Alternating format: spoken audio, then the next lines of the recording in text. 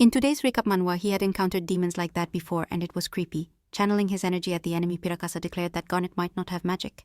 But everyone else does, and that's gonna be enough.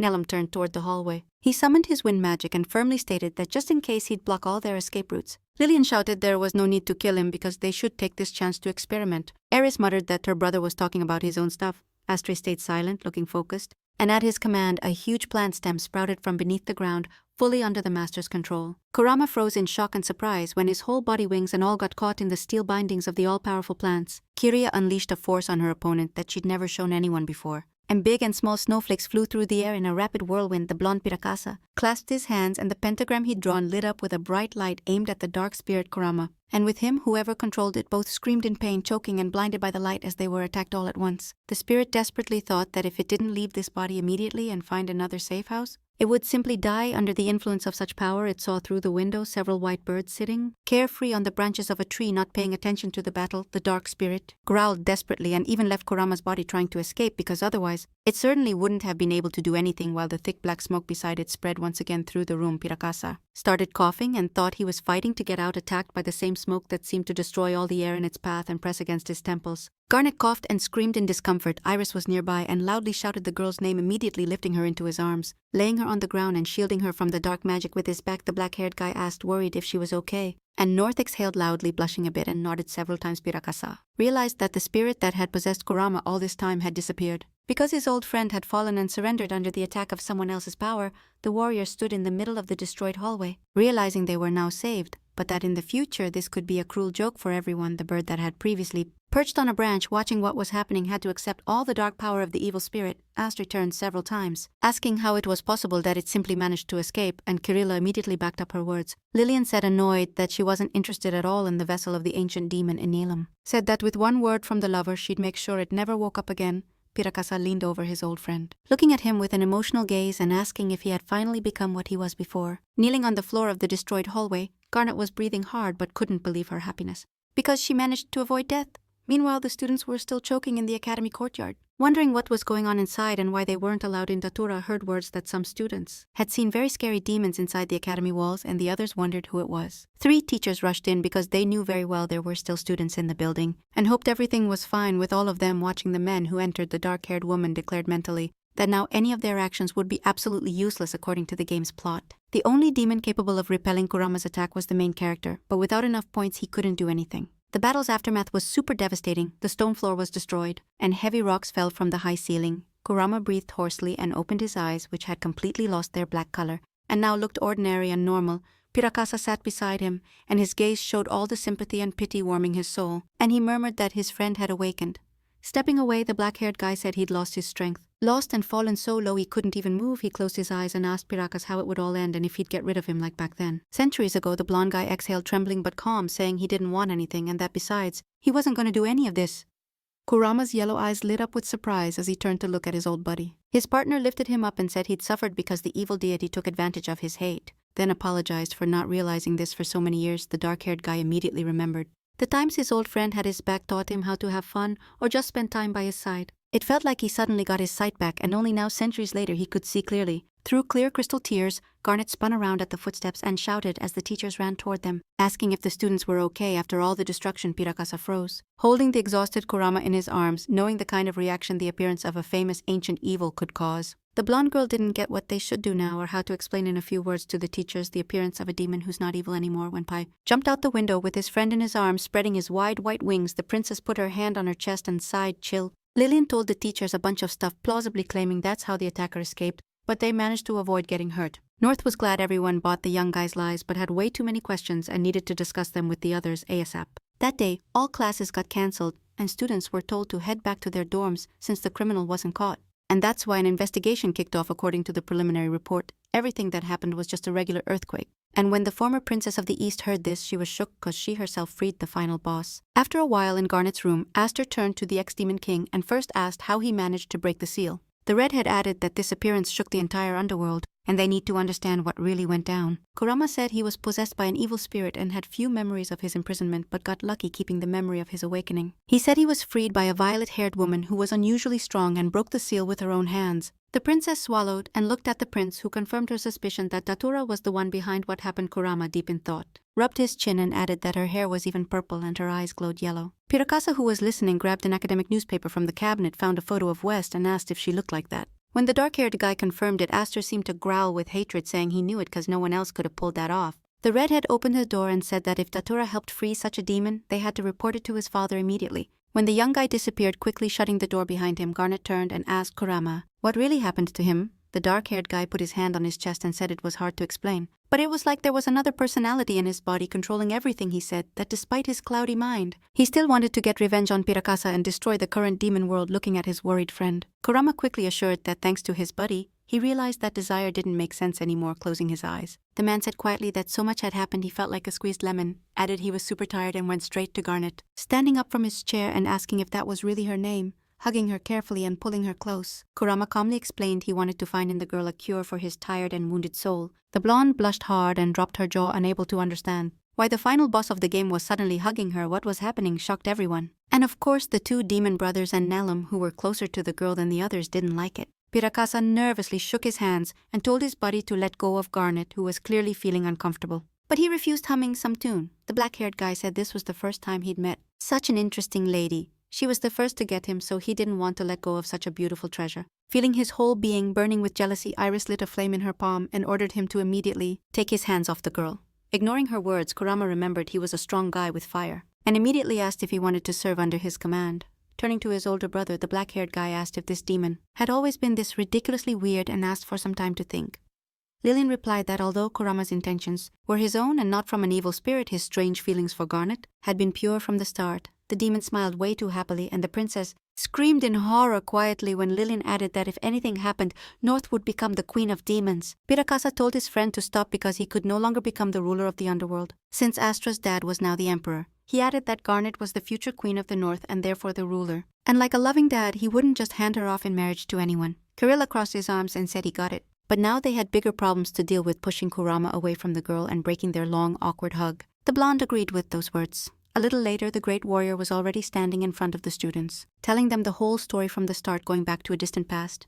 He explained that he and Kurama were former rulers, but because he was attacked by an evil spirit, Pirakasa chose to seal himself and lost his human form. Time passed relentlessly. The seal weakened, and he, disguised as a small animal, began looking for allies for a bigger battle with the enemy. The warrior added that the evil spirit was still out there and could come back stronger, and then invited everyone to join and face it. Time passed, and now before heading to class, the blonde gave instructions to sit in the room and not draw any more attention.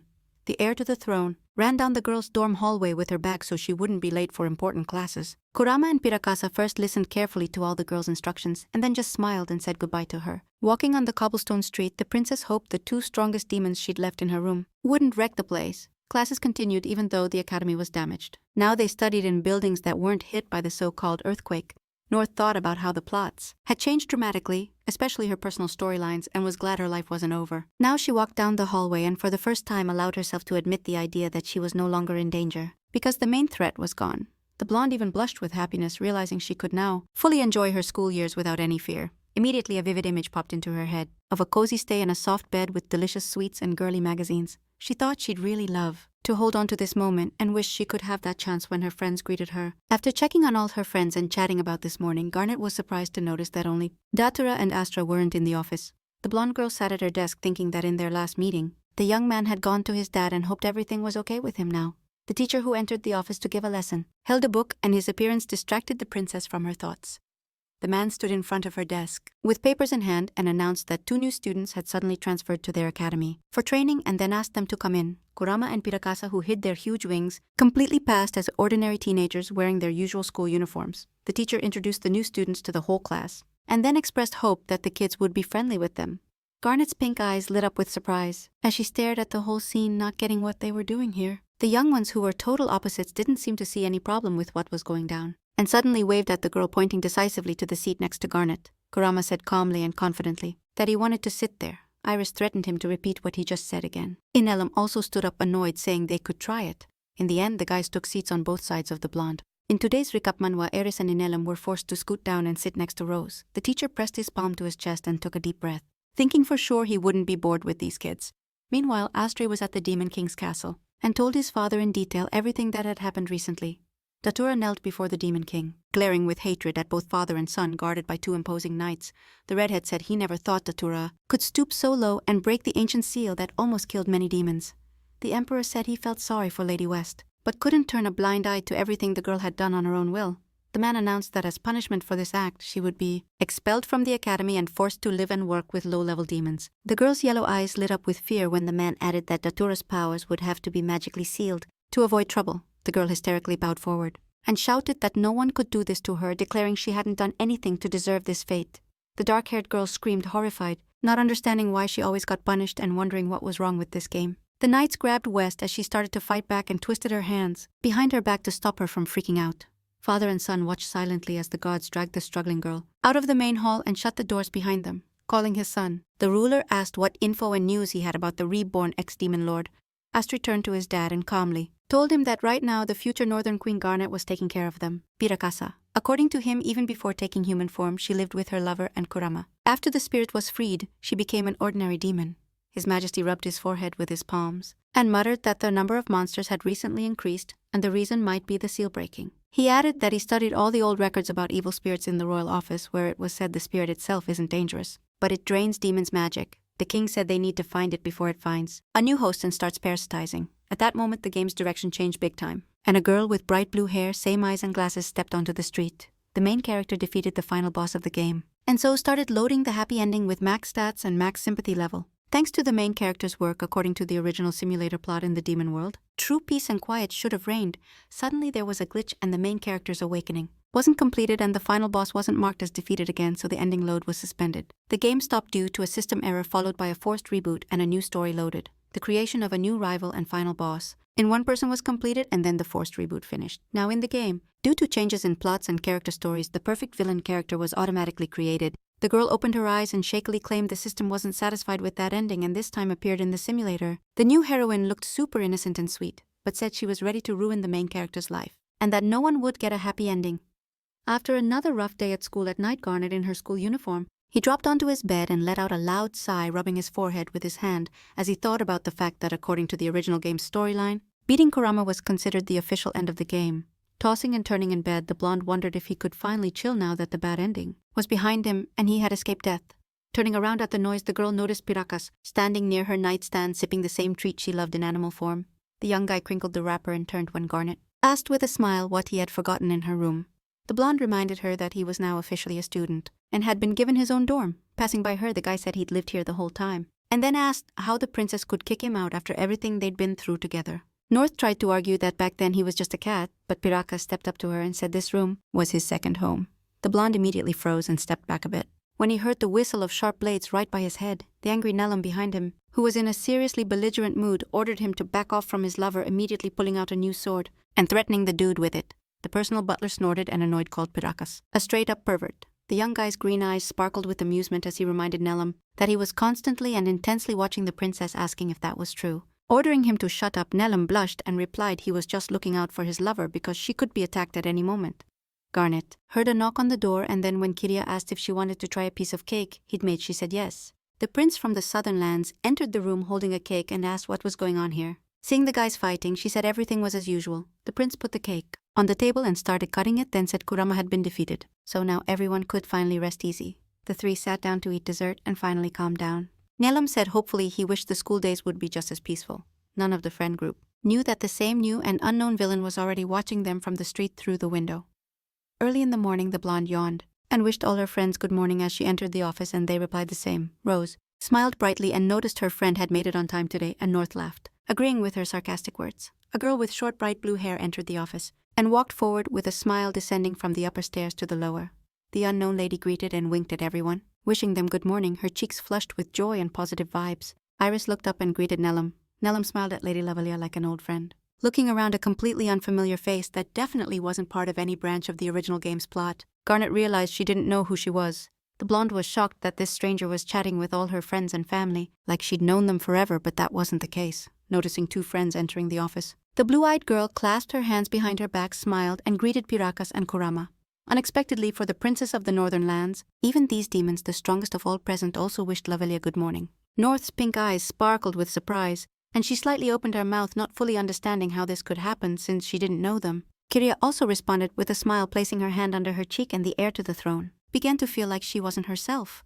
The blue-eyed girl sat next to Astrum like she did this every day then, chatted with a smile with the main heir. Scared by what was happening, Garnet went even paler than usual and couldn't understand at all what was going on or why the girl sat in Datura's spot, and no one was surprised at all that she sat right there without even choosing like she'd always sat there. North chilled out when she realized Rose was just as confused since the new girl hadn't met any of them personally. After a bit, the crew headed to the Demon Academy's garden to swap their experiences and worries. Rose held the bow in her hands and then hesitated, asking if it was true Garnet had no clue who Lady Lovelia was. The protagonist's green eyes lit up with hype. When she added that everyone was chatting with the new girl like they'd known her forever, the blonde pushed her lunch away from her face, stopped chewing, nodded, and said all this was super weird and honestly kinda scary. The princess added, confused, that Lovelia sat in the exact spot Datura had been chilling the whole time. Like that spot was hers. Rose suddenly froze and glanced sideways as Garnet said the teacher hadn't even announced or introduced the new girl.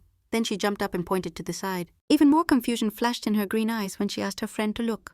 Lovelia was talking super nicely to Lillian, who she shouldn't have known since he was in middle school, unlike their crew. North stood up determined cause she was hella worried about this totally new character showing up. With a weird vibe, she asked why they should guess about this smiling, and added they could just ask everything face to face, and Rose agreed. The friends immediately rushed over to the young couple, still chatting emotionally under a street canopy. Lillian turned when a familiar female voice called his name, pulling him out of the convo, and at the same time the girl went quiet. The guy turned and smiled, greeting Garnet and Lady Rose, who he hadn't met yet due to different schedules. He asked what brought them here, and the blonde hesitated, saying she had some super important questions. Gathering her courage, Garnet tried to look as friendly as possible and nodded toward Lovelia, asking how everyone knew the girl. The guy looked confused, asking what she meant, because Lady Lovelia, like everyone else, had been studying with them since semester 1. The two friends stared at the middle schooler, shocked cause they were sure that was impossible. Cause nothing added up. Lovelia, tears in her eyes, said Garnet's behavior was straight up cruel.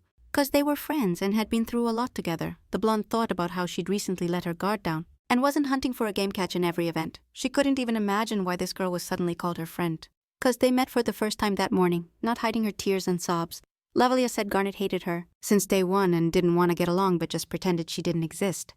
North said cluelessly she didn't even know anything about her, and Rose backed her up, saying her friend wouldn't say stuff like that. Lillian suddenly gave the princess a sharp look and declared she was going way too far and shouldn't be mocking Lady Lovelia cause she didn't like it. The blonde girl looked like she'd been dunked in ice water and took a step back. In today's recap, Manhwa saying she didn't want to bother anyone. The blue-eyed girl kept faking crying even though she was staring at the girl with 0 real tears, just pretending. Garnet thought she didn't get it cause that character didn't even exist in the game. And something was definitely off. That night after class, with a heavy heart, the heir to the throne sat on her bed, trying to figure out what to do now. After all, it was straight up impossible that only she and Rose didn't know anything about the new Lovelia, while everyone else acted like they'd known her forever. Piracasa suddenly looked toward her room without knocking, and with a bright smile said she wanted something tasty again, so she came today.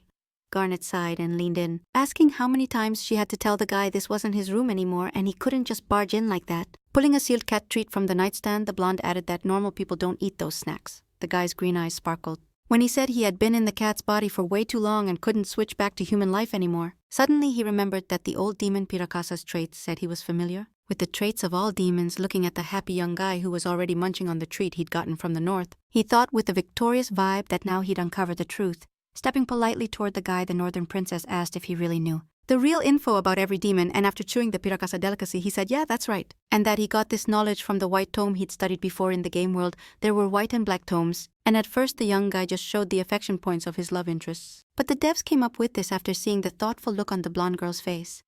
The guy asked why she was asking, and who she wanted info on. Hearing the answer, Piracasa said he was ready to spill the truth about Lobelia, but it was unlikely she'd learn anything new since she already knew everything about the girl. The young guy said Lobelia was his classmate, the Demon King's niece and the daughter of the Demon King, Garnet's younger brother. He thought there was info in the game files that the Demon King had a younger brother, but he never showed up in the game and there was no info about his kids. The blonde thought this was way too sus and that he just shouldn't be in the game world, but only Rose could believe it. Piracasa said Lobelia also has rare light magic. She's good at studies, gets along with everyone, and is adored at the academy. The northern princess suddenly realized super clearly that this whole description perfectly matched the canonical type of Rose from the original game. Garnet asked his friend to also show the affection points of Lobelia with her love interests, and he felt her starting to cast her spell, showing the levels with a hologram that With all possible favorites added up to about 800, North thought his research had finally led him to a dead end, starting to wonder if his memory might be failing and if everything happening was even real. The next day, the blonde woman told Rose everything she'd learned from Pirakasa, and the girl said things were getting weirder and weirder. The friends chatted a bit and then quietly got lost in their lunches. When a bunch of guys marched into the cafeteria with orderly steps, they all looked like a legit squad of warriors entering the mess hall. And the vibe coming off them was mad hostile. Garnet looked up and asked what was going on all of a sudden.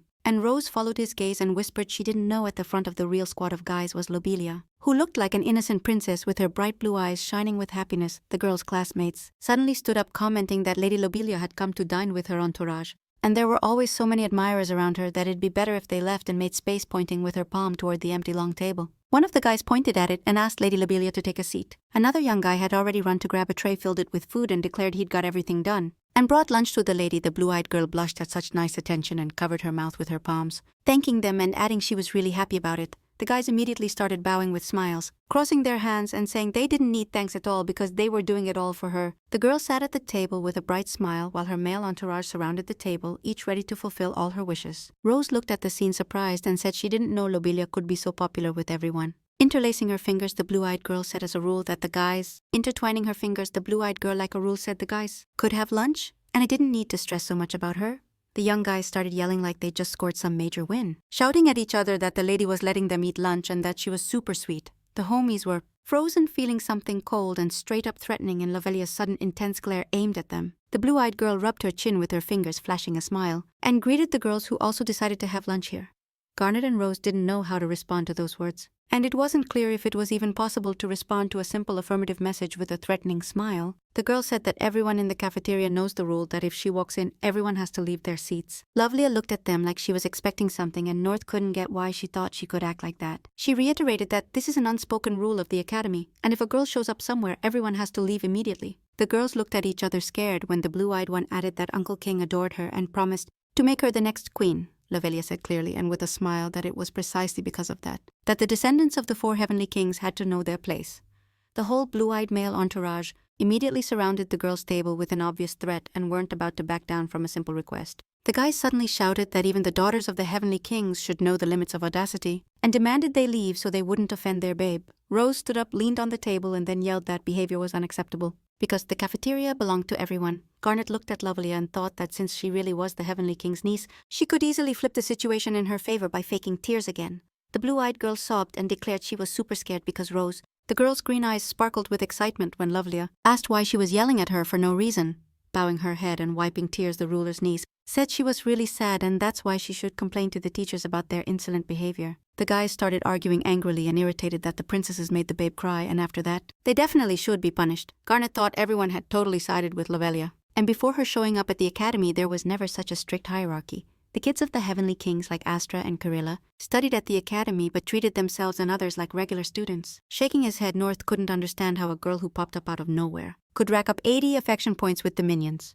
The blue-eyed girl kept fake crying and wiping tears, and the guys, her lackeys, seemed totally insane. Helping her friend up from her chair, Garnet said it was time to bounce, because fighting over dumb stuff made no sense. The girls almost got away but froze in shock when Lovelia waved at the teacher and was happy he was there too. North got mentally pissed and yelled loudly, not understanding how they even had time to call the disciplinarian. The gray-haired guy adjusted his glasses and said he'd been called by the babe's sidekick, then asked what happened. The guys started shouting, competing with each other, because the 2 insolent women made the lady cry, and even though they were daughters of the heavenly kings, it was just disgusting. Lovelia immediately put on the most innocent look possible and calmed the boys down, saying she was fine and the girls hadn't done anything wrong. The blonde girl didn't get what was going on at all because the heavenly king's own niece said she was going to complain about her friends. Rose squeezed Garnet's hand and modestly said there really was no reason to punish them because they weren't guilty of anything. Hearing this, Lovelia put her palms on the table and asked the teacher to strictly punish these girls because they have no manners. Putting her hands together and adopting a charming and cute look, the blue-eyed girl asked the teacher again to do it, just for their own good, thinking a stranger wouldn't fall for this game. Garnet mentally asked the girl to decide if she was a saint or if she was demanding punishment herself, surprising the girls. In today's recap manhwa, the gray-haired man adjusted his glasses, pushing them up higher on the bridge of his nose, and said he'd do it for her.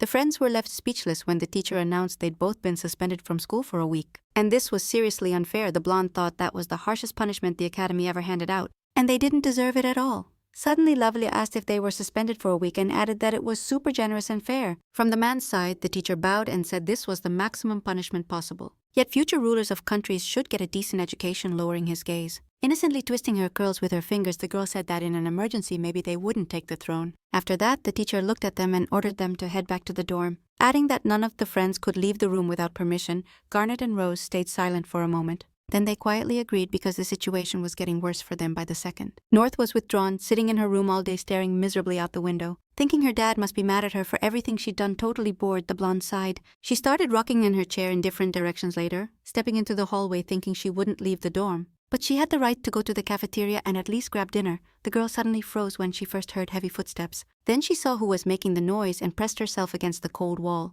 Lovelia walked toward her, driven by all possible love favorites, clearly happy about it, having pushed her rival out of the way. Garnet quickly hid around the corner thinking if she got caught now, she'd be looking at another teacher's punishment. Peeking carefully around the corner as the footsteps faded, the blonde thought it was better not to draw this girl's attention again. Nilam asked if maybe they should still visit Mrs. Garnet and Lady Rose, and the blue-eyed girl replied she was also really worried about her friends. Looking innocent at the young man, Lovelia added that both girls were suspended only because of her, so she felt super guilty. She claimed she really wanted to save them and stop the teacher, but he wouldn't let her say a single extra word. Garnet, who was eavesdropping, practically exploded with rage because everything was absolutely wrong, and Lovelia managed to twist all the events. Pirakasa suddenly, with an extremely sad expression on his face, announced he was super hungry and rushed ahead of everyone. The blue-eyed girl seemed to pull a cat treat out of nowhere and hurried a few steps forward to get closer to the young man. Catching up to the hungry demon, Lovelia handed him a stick-shaped treat and wished him bon appetit. The blonde guy asked, confused why she always had his favorite treats on hand since he never mentioned liking them. Garnet thought that was a pretty sharp observation because even though Pirakasa had existed before, no one knew except her and the key game characters. Lovelia didn't answer the question and instead handed Iris a sealed pack of cookies, who looked just as confused, clearly trying to max out her sympathy with all the characters at once. The blue-eyed girl gave Lillian a bag of chips with her favorite flavor, walking toward Astra with a plate that appeared out of nowhere. Her cousin said she was happy to gift her brother a freshly cooked steak when Lovelia announced she'd prepared some treats for Nelam, Kiria, and Kurama. The blonde wondered irritably how she knew all this. Remembering the suffering, Datura Garnet thought this heroine might have been reborn, but then decided she was more like a secret character. The blonde looked sadly at her friends leaving because, which was understandable, she really missed their constant attention and presence. Left alone in an empty hallway, the girl thought she only now realized no one had visited her all week. Suddenly stopping in the middle of the hallway, the blue-eyed girl screamed in fear and covered her mouth with her hand, and declared that she had forgotten something without paying attention to the calls from the shocked Lovelia men suddenly rushing off in the opposite direction, and walked away from them halfway. The girl stopped and told them if they were so worried, they could come with her, then winked at them with a sly smile, asking confusingly if they should go there or not. Iris ruffled her hair, scratched the back of her neck, and muttered that nobody knew, grabbing a paper bag with groceries against her chest. Garnet happily thought she had managed to have lunch without even running into Lovelia. Walking quickly down the hall, the blonde thought she had to get back to Rose, obviously starving ASAP. Suddenly she shivered all over and stopped when she noticed the same annoyed girl in her peripheral vision wagging her index finger at her. The blue-eyed girl said with an obvious smirk and a cheeky smile that Garnet was a really bad girl, unable to hold back her anger. The Northern Crown heir turned to her rival and shouted loudly, asking what she wanted. Lovelia, with a genuine laugh, calmly and sarcastically claimed she was really scared of the voice of a princess so full of threat. The girl suddenly went silent and very quickly abruptly stepped back and fell screaming and hitting the lower part of her body against the cold ground, clutching the shopping bag tighter than before. The blonde asked why she suddenly fell out of nowhere sitting on the floor.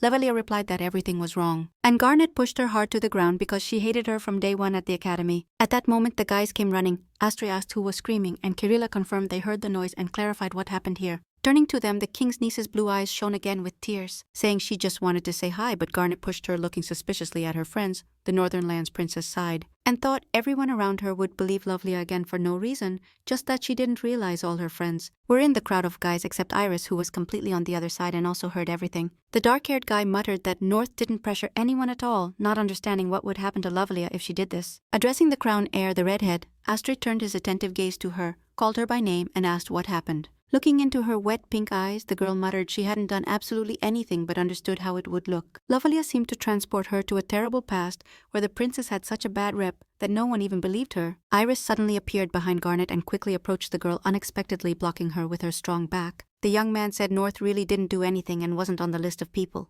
who just get bullied. The blonde blushed hard and felt a relaxation all over her body. Realizing Iris believed her, a nice warmth spread through her stomach as she gritted her teeth. Lovelia suddenly went much paler than usual and mentally asked why the hell the guy suddenly came to her side. The blue-eyed girl assumed Iris somehow could see everything and feared he could easily expose her simple lie. Nervously biting her nails, the girl realized that in this case, the trust between characters would break. And all because of the stubborn dude getting up, Lovely apologized and claimed she was in a rush because she forgot something very important at the cafeteria, but the dark-haired guy called her without listening and with no intention to stop. The blue-eyed girl just walked away furious, unable to stand the truth and similar accusations. Looking at Iris with gratitude, Garnet thought it was the first time someone managed to lose control and question that heroine's righteousness. In today's recap manhwa, she still couldn't understand how everyone knew her and why she felt 80% sympathy for everyone more than for Rose. Lillian suddenly took a few steps directly toward North and, pulling her brother a bit away from her, suddenly apologized for her behavior. Added that as an apology, she wanted to gift her a magical artifact that could protect the girl at the right moment. The young man said the red button was a mini camera that recorded everything that happened to her, and the blue one he was swapping out a headset to record conversations, and explained that it could also be used to communicate since he had his own.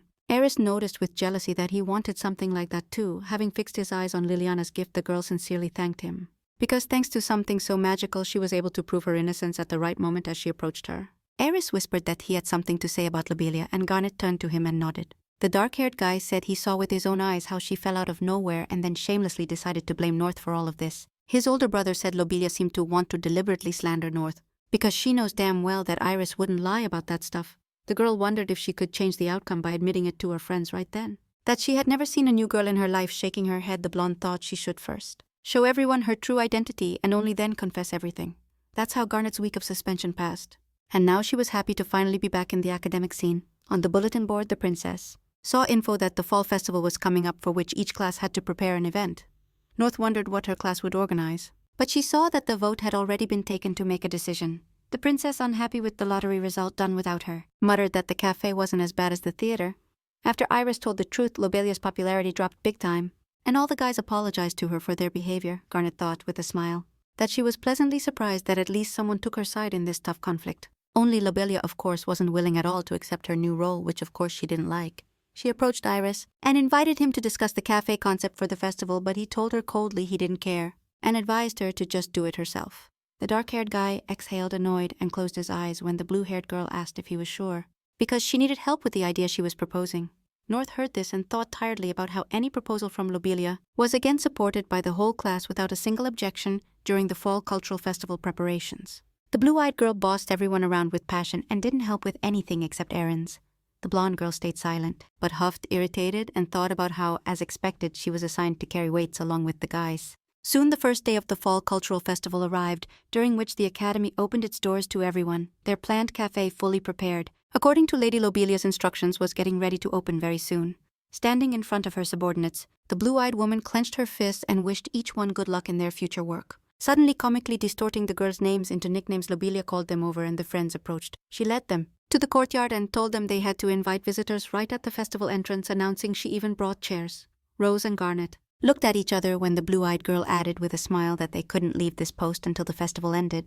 As a result, the villain forced them to do the most boring and thankless job, and the girls just sat in the courtyard with signs showing the cafe's name. Looking up at the sky, North thought sitting here until the end was the worst thing Lobelia and her crew could do. Some students dressed as waiters greeted guests, others brought menus, and others carried prepared dishes to the tables. The skilled Kirilla wielded a knife and cut endless buns and sandwiches with a variety of fillings, and Elam served hot drinks. Looking around, the prince of the southern state furrowed his brow a bit and muttered that for some reason he couldn't see Garnet or Rose anywhere. Satisfied with herself, Lobelia thought with a smile that there weren't many visitors yet, but their common cause clearly had potential. She thought if they raised the most money at the festival, it would significantly boost the girl's status because the cafe idea was hers. Blue Eyes thought she had also gotten rid of Rose and Garnet like that during the festival so she could contact all the key players. The girl wanted to regain her confidence and max out the sympathy percentage, then the game would be over. Neither the main character nor the villain with microphones could stop Lobelia from getting what she wanted. Blue Eyes' eyes sparkled with happiness when she thought she'd be soaking up the rays of love and adoration while everyone else got left with nothing. The festival went on. The students and city guests visited various booths to check out how the different classes had prepped for the event. Sneezing, Garnet denied Rose's question about being sick, adding that there was a sign saying someone probably remembered her. Suddenly, two demon disciples approached them and angrily asked why they were just sitting there like Tao, ordering them to hustle and bring in customers ASAP. Furious, thinking this was straight up ridiculous, the blonde woman shouted with passion, like seriously they were gonna tell her how to do her job. Lobelia deliberately pushed her and Rose as far away from the cafe as possible so that promo wouldn't do jack for now. One of the demons yelled that the lady had given clear orders that had to be followed, and the other declared that not even the daughters of the celestial kings could do everything. Garnet really wanted to show off her fiery side and stand up to the bullies, so she pressed her lips tight to avoid saying too much. Her attitude and resistance could seriously mess up her relationship with her family. Plus, it would cast an unnecessary shadow over her dad, and the girl didn't want that. North thought this time. Whether she liked it or not, she'd have to swallow the insult, so she stood up with Rose when they were told to hurry up. Lillian suddenly appeared and shocked the girls, her voice thick with anger, asking if the demon knew who he was talking to. The young man said this lady was the future queen of the North, and that Lady Lavelia treating the girl like trash was totally not in her best interest. The demon, scared and stuttering, raised his hand and said they were just trying to follow Lady Lavelia's orders. Crossing his arms over his chest, the blonde said he was aware, but he'd heard the whole convo between the mistress and Garnet perfectly thanks to the awesome brooch. Lillian added that not even a dynasty member can just humiliate people. Lavelia's gotta keep friendly ties. With a wave of her hand, the demon angrily declared that he wouldn't get away with such a blatant insult to the royal family and its direct member. Iris, who came up from behind, offered to try fighting them because the whole royal family backs Garnet. And he already talked to his dad. The dark-haired guy added that Pirakasa and Kurama also heard exactly what Lady Lobelia did. The young man said no one in their crew was going to turn a blind eye or let these incidents slide. Wanting to add even more weight to his words, Iris suggested showing the evidence to Kyria and Astra. Among other things, Lillian held out her hand with the brooch resting on it, and with magic's help, it transmitted Lobelia's speech word for word. The blue brooch glowed even brighter when the king's niece's voice said that friends couldn't leave their spot until the festival ended. From that day on, the girl always used the gifted brooch as a lifeline and tried to see if they could use it to unravel Lobelia's intentions. Most likely her target wasn't Astre because the girl was already related to him and a royal family member. The blonde didn't get why the new Blue Eyes heroine was so desperate to get rid of her and push her off the battlefield. Taking orders, the girl thought how weird it was that so much time had passed, but none of the main male characters had come to her. Noticing Kyria and Elam's disappearance from the kitchen, the dark-haired girl thought at least one of her love interests should have shown some interest. Thinking clearly something was off, the girl slipped away and shut the door, staying alone. Lavelia looked up and called the system, asking him to show his affection levels with his love favorites. The hologram immediately appeared. It showed Lavelia that with none of the listed heroes did the number of points cross the 40 threshold. The door suddenly slammed open, the hologram vanished, and one of the demons said with a grin that they had finally found my lady. He majestically declared that he had followed all her orders, and Blue Eyes thought honestly she didn't give a damn about anyone present or the behavior of the guys around her. It was explained by the fact that the system gave her a boost to improve relationships between people, but they were pretty basic, so she had to max them out herself using the same love potion that worked like a charm. Later in her room, Garnet thanked the brothers for saving them from Lavelia's fans. Asking if they had any instructions from the girl, Iris put her hands behind her head casually and said he was responsible for building the cafe, and that he didn't have any other tasks as such. Lillian, who was older, explained with a smile that her class had put on a play, but it had ended earlier that morning. North chuckled quietly. While the brothers argued about who found it easier or harder to prepare for the events, the blonde suddenly said that when he heard Lavelia's words directed at the princess, it was like waking up from a dream, and asked if she had always been like that. Iris replied that the girl had always seemed normal to her too, so she became friends with her on the first day at the academy. The dark-haired guy immediately recalled how he and Lovelia went to the mountain and then took part in that sports festival. Garnet wondered in surprise why, when talking about those memories linked to her, the young man was talking about something totally different. In today's recap manhwa, she looked at the guy and in a low, hesitant voice asked if he remembered how they spent time together all school year. Waving her hand, Iris asked what kind of question that was, immediately answering that of course he remembered everything. But he seemed unsure. The guy ran his hands through his hair, quietly asking what the hell this was all about, and why there were no memories linked to North in his head. Lillian swallowed calmly, lifted her head and said that now that she thought about it, she didn't remember anything related to Garnet or Rose either, saying that in all her memories from this school year, she only saw Lavelia, murmuring that everything happening with the king's niece seemed super weird. It felt more and more scary and unreal. The blonde lifted her head and exhaled when she realized that she and her friend had been right all along about the strange weirdness. She knew that if Lillian and Iris couldn't remember anything about her, then that meant Lavelia was an NPC and something was seriously off. Garnet got up from the bed and turned around, asking the guys to listen to her, but this monologue hadn't even started when Nelam suddenly appeared, kneeling before the princess and apologizing for overhearing the whole conversation. He pressed his hand to his chest and said that he, just like Iris and Lillian, didn't remember spending time with his lover. The three guys looked at each other and gradually accepted the idea that this was all some massive deception. Lillian turned to Garnet and asked excitedly what about her and her memories after Lovelia showed up.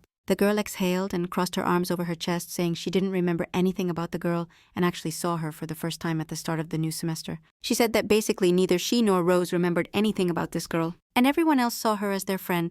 The blonde said their memories were all very different and suggested that made it even stranger. Iris confirmed, confused, that yeah, that was true, and then asked who this incomprehensible Lavelia could really be. Lillian noted they wouldn't get answers from her because the girl was royal family and would use her status to dodge questions easily. Hugging his lover, Nelam said quietly that to get answers, they'd have to go solo to the Demon King's castle. Garnet's eyes widened in shock and she immediately objected loudly that this was a no-go, because no one there would listen to them if everyone in the Demon King's castle was expected to be in Lobelia's shoes too. Then they could just be executed as traitors to the Empire a few days later. The blonde walked slowly down the street with her briefcase, still thinking about what had just happened, thinking about confessing that she still hadn't come up with a better plan than the one Nelim had suggested that day. Garnet thought maybe all her doubts could be cleared up at the castle, but Astra suddenly snapped her out of her thoughts and appeared behind her, calling her by name. The princess turned around surprised when she heard a familiar male voice and stopped to talk to the guy, the redhead. Anxiously apologized for everything she had to endure because of Lobelia and added that Lillian told her everything. North's pink eyes shone with hope that fairness would come to everyone when the crown prince said he couldn't even imagine a girl being capable of such a thing. Obediently placing her palms on his, the blonde murmured that it wasn't Astra's fault and he wasn't obligated to apologize to her. Squeezing her fingers, the guy said it was his fault because Lobelia is a member of the royal family, and because of him, a scandal was brewing.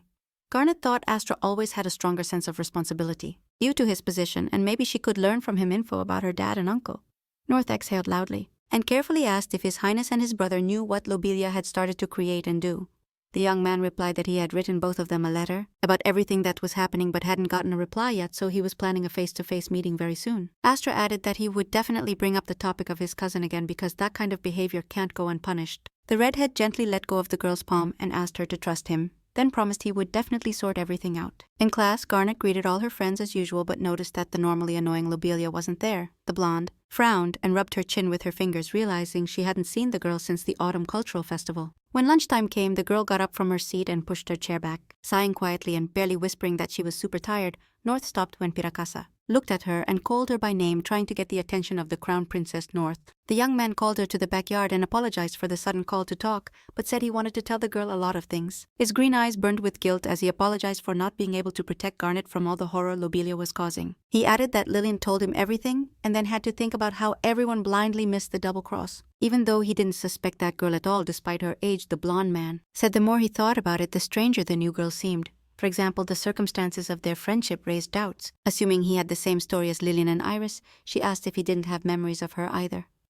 Pirakasa said that was the case, and that it was totally not normal, so he used the White Tome's magic to restore true memories. Garnet asked if he was sure he could use it because then he might turn back into a cat, but the green-eyed guy said that wouldn't happen. He assured the girl that this was as safe as heroes showing sympathy to each other so nothing bad would go down. Smiling brightly at her good friend's concern, the blonde blushed a bit and thanked Pirakasa for how she was handling things. The demon suddenly turned as red as a tomato, because the praise and thanks from the Crown Princess of the North felt really nice. Suddenly he stepped closer and called her by name, but North backed away, feeling the awkward vibe between them, and murmured that the guy was way too close. The girl let out a muffled scream when her conversation partner got hit on the head with something not too heavy, but definitely noticeable and not exactly pleasant. Holding a grocery bag, Kurama wondered if when she went out to buy lunch, her friend decided to take advantage of the situation and flirt with Garnet. Pirakasa seemed really annoyed after what happened, and the blonde listened amazed to the conversation between the two close friends. The green-eyed one said Kurama couldn't have run all the way here and shown up at the wrong time, and the dark-haired guy looked at him surprised. The blonde sighed and declared that if people's memories were truly distorted, he could help each one of them thanks to his spell. The demon mentally read a special spell and cast it into the sky, not holding back any light magic for it. Looking up at the sky, the blonde exhaled and told his friends they could only wait now and hope everyone remembered everything. Meanwhile, in the Demon King's castle in Lovelia's room, the manual crafting of a special magic potion was in full swing. The blue-eyed girl murmured how convenient it was to be related to the king. Since all the servants were ready to immediately bring everything needed to brew the most powerful potions, this secret potion was practically unreachable. But thanks to the game system itself, the girl knew its subtle and complex recipe. At the same time, the demon ruler sat in the main throne room and received the inhabitants of his empire for an audience that was already familiar to everyone, waving his hand. Toward the exit, His Highness sighed and murmured that everyone could be free once all the citizens left the premises. The monarch told the prime minister there was way more work compared to last year, and he agreed. Suddenly, both men were hit by the lightning of Pirakasa's spell, whose goal was to awaken all memories and restore sanity to the people.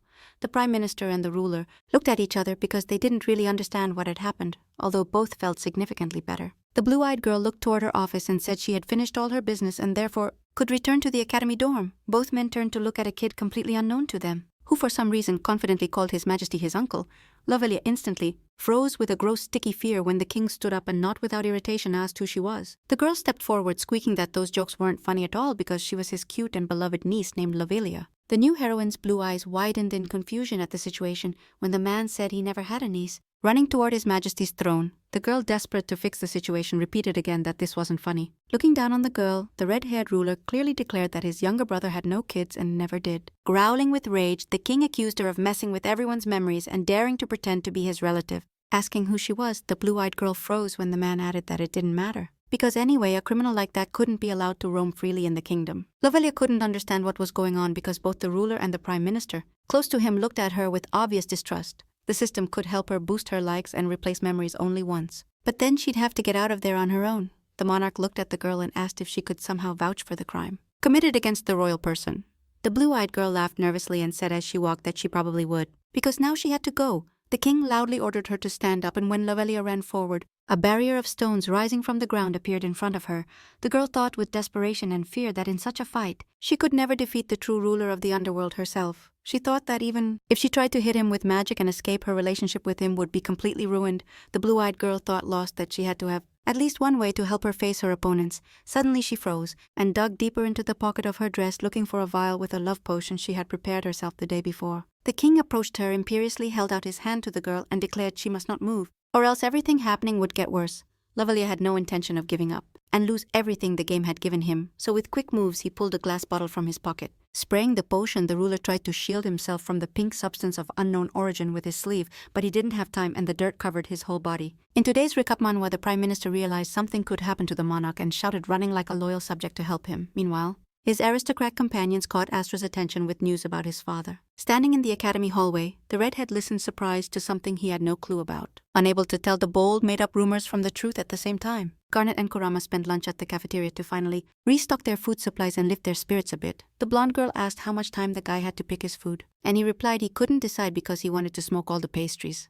After that, the girl thought about Pirakas, who, although brave, declared everything would be fine for him. However, after such a powerful spell, he needed to recover his strength. She of course wanted to visit a friend, but on the way she ran into Kurama, who said the princess needed to eat lunch and took her to the buffet. After that, when the sun was setting behind the horizon, leaving pink traces of sunset, the two returned to the dorms to rest. Astra was near the exit, clearly dressed not for a night stroll but for a trip, and all the companions were already with him. Assuming the heir to the throne had just returned from a trip to the royal castle, Garnet approached and called him by name.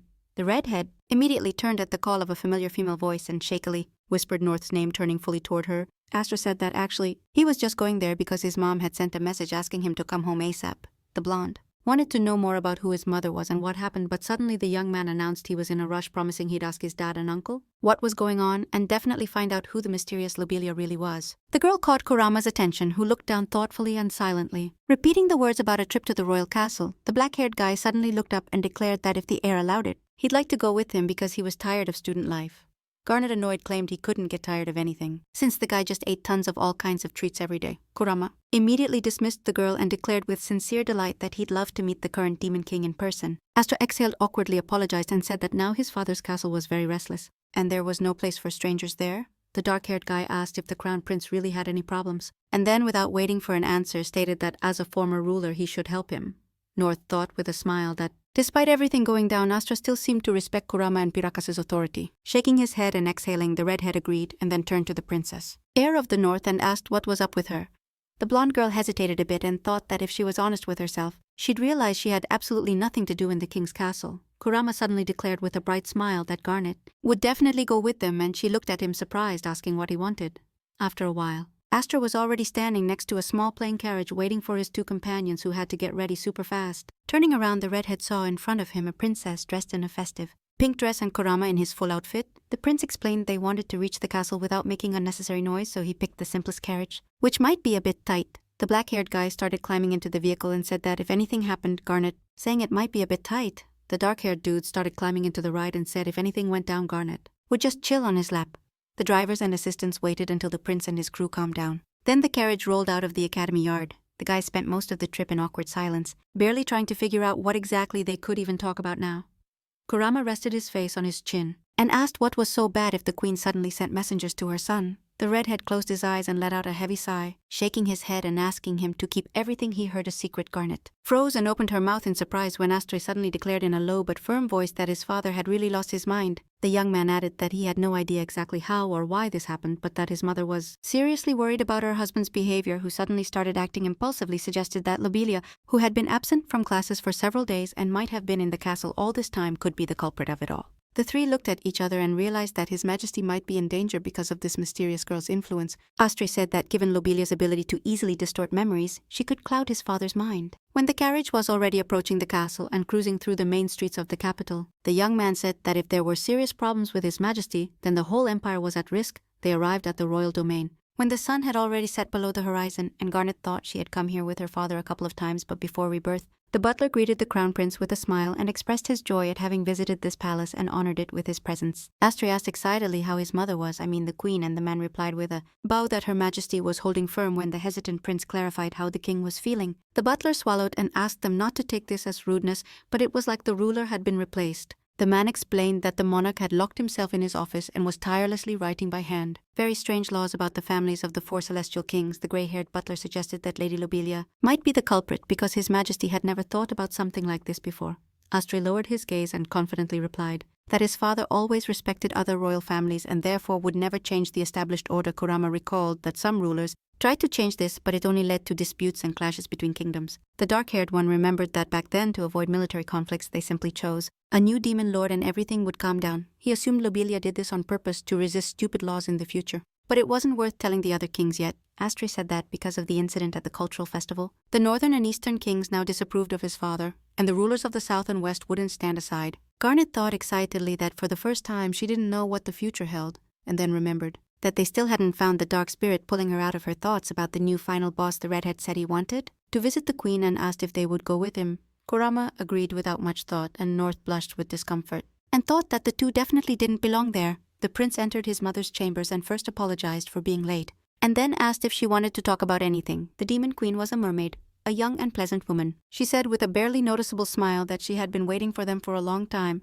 Astrid introduced his companions, the ex-demon king Kurama and the future queen of the North, Garnet North, and asked if mother minded their presence. The blonde said she was very sorry to invade the privacy of the castle's inhabitants, and her friends suddenly announced they were happy to help. So they wanted to know what happened to her husband when silence fell, and the princess thought she had absolutely no sense of tact. Kurama cleared his throat and repeated his question. The queen said that according to the prime minister, her husband tried to stop Lobelia, but during the fight she sprayed him with an unknown substance. The woman added that after an examination, her people discovered that His Majesty was drugged with a rare love potion. She explained that this drug was developed by alchemists a long time ago, but because of its properties, the king himself decreed that she and her counterparts would never be produced again.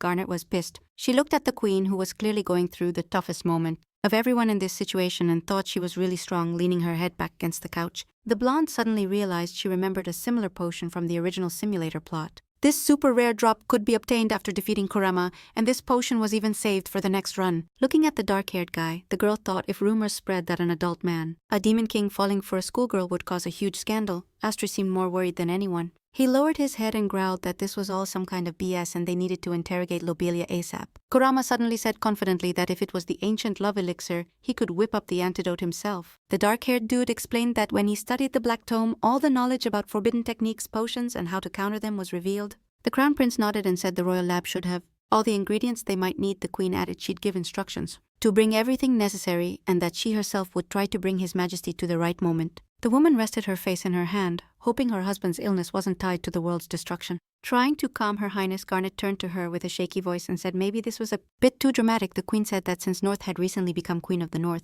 her father probably didn't have time to tell his daughter. She quickly explained that to avoid possible popular uprisings, all royal families of rulers studied this story. According to the queen, the legend said that when the magic of the White and Black Tome activated, the whole kingdom would be thrown into chaos. From this chaos and destruction to desperately save the world, the empire had to be saved by a certain holy girl whose description matched roses. The ruler said if they didn't find this maiden, an ancient evil would rise on earth and threaten to destroy everything. Kurama said he knew this story. After a while, the trio was already heading down to the basement to carry out their plan to save His Majesty. The blonde remembered that the legend the queen told was also in the original game world. The holy maiden, along with her lover, could stop the chaos that would engulf the whole kingdom. But if she wasn't there, an ancient evil would awaken. Garnet thought the first part of the legend repeated the original game's plot, and Rose and her boyfriend defeat Kurama and the credits roll while she wondered what ancient evil could be unleashed. Night finally fell over the royal castle as she watched the dark-haired man prepare a potion with the needed ingredients. North seemed to really enjoy the process. She couldn't help but think she and the equally smart Lillian could be great science partners. After a while, Kurama declared everything was ready, and on the table were many vials of antidote for the ancient love elixir. When Astray asked if he needed to drink it, the demon said it was enough. To apply the antidote on an open patch of skin, their friend's discussion was cut off as they turned toward a loud crash. Because the open door flew off and slammed against the wall, the queen was leaning on the door, breathing hard, looking really bad, and Garnet ran to her.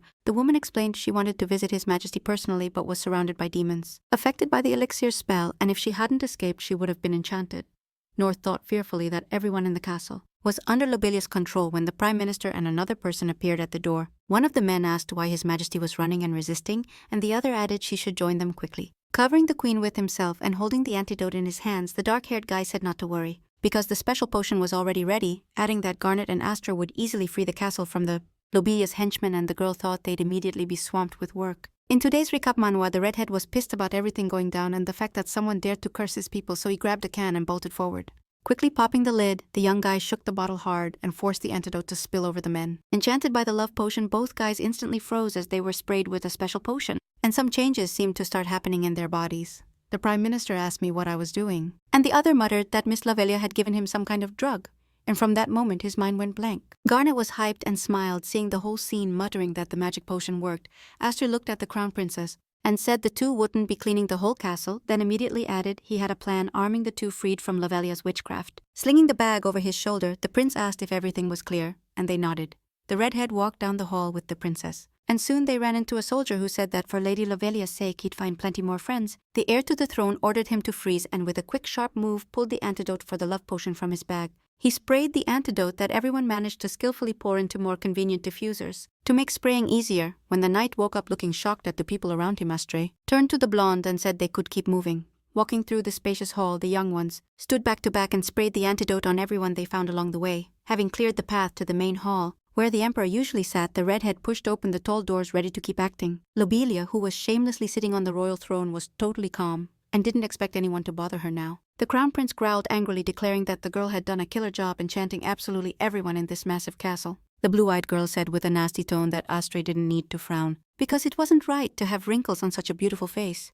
When the girl snapped her fingers, Maya's armor vibrated and Garnet and Astray were surrounded by soldiers still under Lavelia's control. Lavelia declared that this was exactly what she needed to do from the start: subjugate the castle and royal family, then the entire underworld. Pulling out another bottle of pink love potion, the blue-eyed girl smiled and invited Astray to join her in this plan. Pulling something from the inside pocket of his jacket, the redhead echoed the girl's words, then shook his head and smiled. He and Garnet immediately took off running, pulling out the antidote, 2 bottles in each hand, and started en masse, making the soldiers come to their senses. Lobelia fully understood that if this was the antidote, and everyone in the castle went back to normal, then all her work would definitely go down the drain. Deciding she had no other choice, the blue-eyed girl looked up and cupped her hands to her lips like a megaphone, screaming and calling for help from His Majesty. The young ones, who had already dealt with the soldiers around them, looked at each other, waiting for the still enchanted king to appear. When he entered the throne room with steady, orderly steps, all the knights immediately kneeled before their ruler. The monarch, completely different from before, looked at everyone under his brows, then turned his gaze to the young girl, asking why she called him. Astray didn't recognize his dad at all, so he leaned forward and asked His Majesty what had happened to him. Meanwhile, Garnet was behind him, pulling out a sprayer with the antidote. The young guy muttered to himself that if he handled this, all the chaos would end. The king didn't seem to share that hype at all, lowering his hand, and the ground beneath them immediately started shaking. With no ceremony even with his own son, the ruler waved his hand, sending shards of stone he'd summoned with energy toward them. Astray gently pushed the girl behind him, and she thought this was about suffering her father's actions, who was under a spell. The blonde blushed a little as she watched the prince's back rise before her, thinking tenderly that even now he was thinking about her. Pulling out 2 sprays, the redhead said she was going to heal the demon king, and immediately asked if she could cover him, and Garnet clicked her tongue, frustrated by this twist. She leaned forward and then easily pushed the piece of debris away from Astra, who was heading straight for him.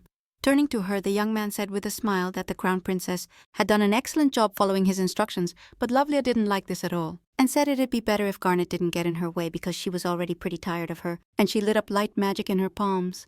North thought with surprise that the girl really possessed light magic. Just like Rose and Piracasa, she was different in that way, but according to the White Tome study, to dodge the hit, the blonde quickly stepped back, thinking hard if her opponent might have more than just these skills. At the same time, Astra fought with his father, or more precisely just blocked his attacks, so that neither of them got seriously hurt. Realizing that at this rate she wouldn't influence him with the antidote, the redhead thought with some annoyance that he was still weak as a dad. Suddenly the northern princess, who was already busy battling her common rival, told him not to give up because he could win right then. The young man felt like he'd come out on top of any fight no matter who his opponent was. The prime minister also ran toward the throne room, calling out to his majesty with the antidote in hand. And this was a sure sign they'd dealt with everyone. Lovelia noticed with surprise that the spell had lifted from him, but she immediately smiled and raised her index finger, declaring it wasn't necessary. When she snapped her fingers, the main hall filled once again with knights ready to do anything under the potion's power. Looking at her sadly, Garnet thought the blue-eyed girl was making a fatal mistake right then. Because she and Astra weren't alone here, the girl didn't want to deal with this anymore because she preferred to solve problems quickly. And she ran toward the soldier with the antidote. Along with the prime minister, they attacked the enchanted knights. They sprayed them with the antidote and they immediately regained consciousness. Lobelia thought, horrified, that their opponents had managed to break the spell on all the soldiers and that she'd need more elixir ASAP. The only one still under the girl's power was the king, the most powerful of all. But the princess asked Astra to trust them, allowing herself a moment's distraction and a smile. The redhead said he'd never doubted the girl or her actions. Kurama entered the throne room with a basket full of antidotes, and the queen declared that although they'd kept them waiting, they could help immediately.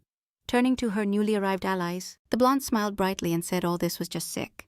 The woman quickly handed out the antidote to all the knights, ordering everyone to take several bottles, and they obediently followed the order. Starting to use her stone magic, Kurama gave instructions to all the knights and said their goal was to heal his majesty. Lovelia felt intense fear and attacked her opponents again with the power of light, declaring irritably that she was really tired of all of them. The blue-eyed girl screamed in surprise and fear, feeling her hands covered by a thick layer of ice, and a severe female voice declared she wouldn't let the little one go unpunished. His Majesty's wife looked at her with all her fury and then coldly asked how she dared to curse her husband so shamelessly. Trembling with hatred, Lovelia thought about how bold it was to be threatened by some kind of twig from the original plot. At the same time, Garnet tried to help her friends neutralize the king, who wasn't fully prepared and had no intention of giving up without a fight. While Astra and Kurama attacked him from both sides, the blonde froze and assessed her chances of success. If she went a little differently, approaching him from behind north, whispered that it'd be better that way, and influenced his majesty with her magic.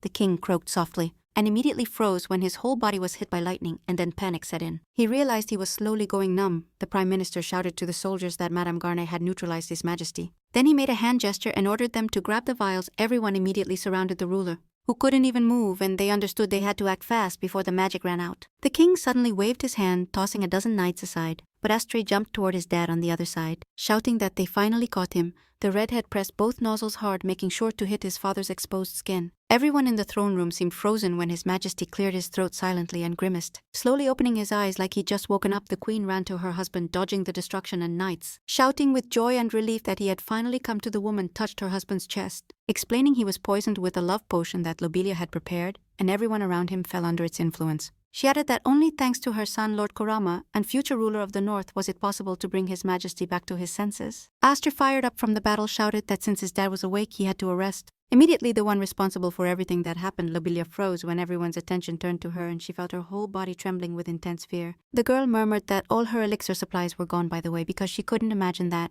Kurama would show up and ruin everything, realizing the situation was stuck for her. The blue-eyed girl wondered if she'd have to call on the system's help. Everyone saw the interference appearing around her. And Astra, who approached her, murmured he'd never seen so much magic before. Lobelia knew very well that the system's help function would only be available to her once, but she was in a really tough spot. The blue-eyed girl realized there was no other choice and raised her hand, shouting loud and calling for help from the system that saved her.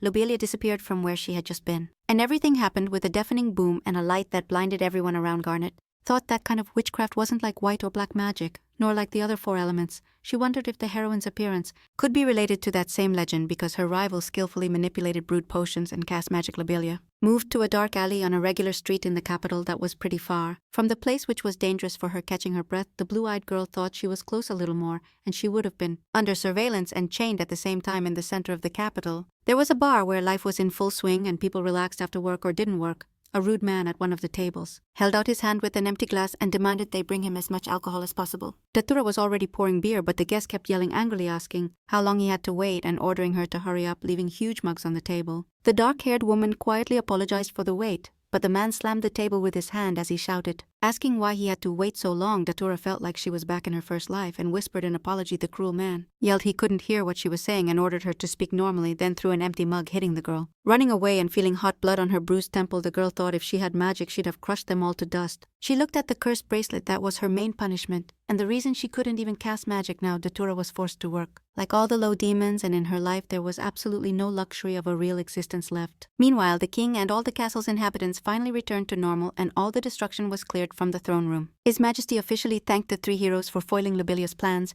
and also saving the castle's inhabitants. The ruler smiled and then honestly promised them that capturing the villain would be his top priority, and that of all the knights in this castle. The blonde thought that even though Lobelia had escaped, the girl had this weird feeling that they would definitely cross paths again, remembering all the moves the blue-eyed girl had made up to this point. It seemed like this heroine wasn't about to give up that easily once the long official part was over. The whole royal family and their guests moved to the dining hall to enjoy a festive breakfast.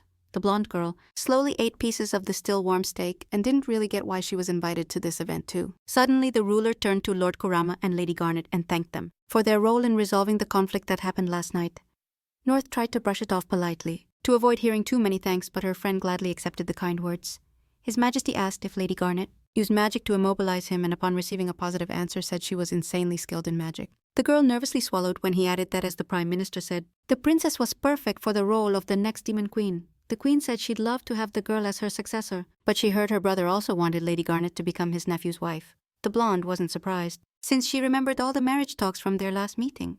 Suddenly, Kurama pulled the girl and her chair closer, hugged North, and confidently declared she could only be his queen. Astra didn't appreciate this move, lightly slammed the table, and declared the demon was walking on thin ice. The king and queen watched with quiet laughs and genuine smiles, as the young heirs argued among themselves. His Majesty made the girl look at him surprised when he declared no one would force her, but no one would deny her the throne. The Prime Minister stayed behind the open dining hall doors, and listened to all these words with a smile because he was the princess's protector.